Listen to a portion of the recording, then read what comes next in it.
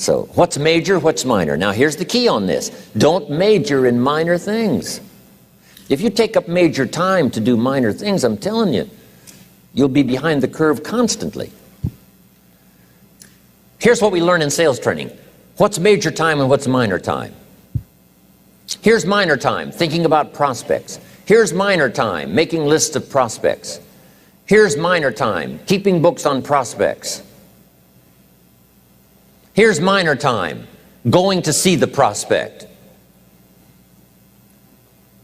Here's minor time, evaluating the prospect after you've been there. That's all minor time. Here's major time, in the presence of the prospect. That's major time. And if you took a look, if you're in sales and you took a look at a week, you'd say, my gosh, I'm spending 90% of my time on the minor stuff and so little time on the major stuff in the presence of. How many hours in the presence of in my day? How many hours in the presence of during my sales week? Because the time that really counts is in the presence of the prospect. Majors and minors. Here's another key time management essential. Don't mistake movement for achievement. It's easy to get faked out by being busy. Guy comes home at night all exhausted, falls in the chair and says, oh, I've been going. Here's the big question. Doing what? It's not the going. Some people are going, and they're doing figure eights. I mean, their progress is small. So don't mistake movement for achievement. Here's another one in sales we learned. Don't mistake courtesy for consent. If somebody's pleasant and they nod, you say, oh, they're going to buy. No, they're courteous. You can't mistake courtesy for consent.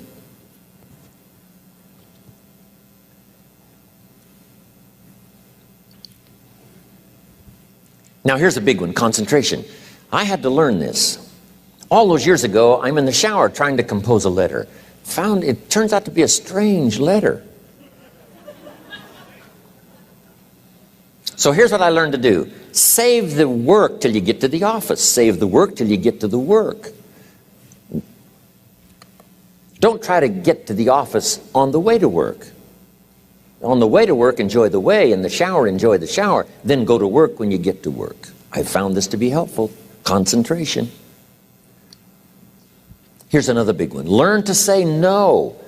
I'm telling you, in such a social society we have now, it's so easy to try to be a nice person, saying yes, yes, yes to everything. Find yourself overloaded. Now you got to call and make the, well, gosh, you know, all the time it takes to back out of something that you said yes to too quickly.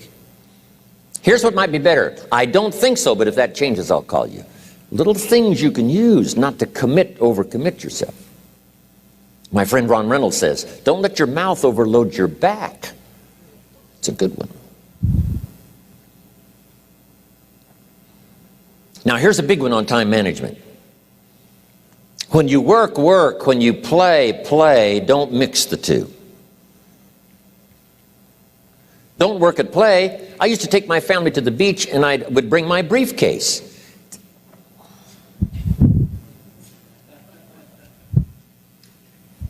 I learned not to do that. Or at the beach I'm saying I should be at the office, I should be at the office. Now my family's upset because I'm at the beach and I'm thinking office, office, office. Now when I'm at the office I'm thinking what? I got to get my family to the beach, the beach, the beach. So things are not going too well at the office because I'm thinking beach, and things are not going too well at the beach because I'm thinking office. Here's what I learned to do. At the beach, be at the beach. At the office, be at the office. When you work, work. When you play, play. Don't mix the two. Don't work at play. Now here's one of the most important ones. Don't play at work. Work is too serious. You don't want the reputation of being the office joker. It's not a good one. Yes, there's time for some pleasant stories. Yes, there's time for a little humor. Yes, best if it's a happy office, of course.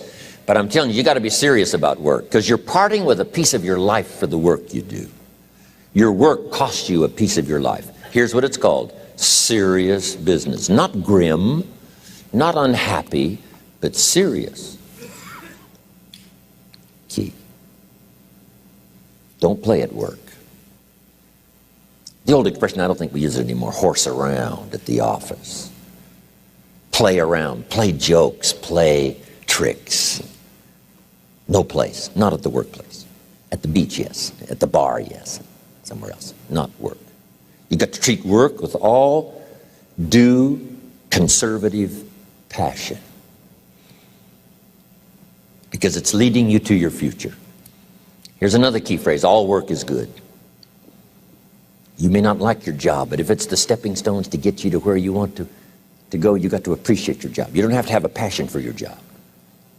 Here's the ultimate passion: a passion for incredible success in every department of my life. That's the passion.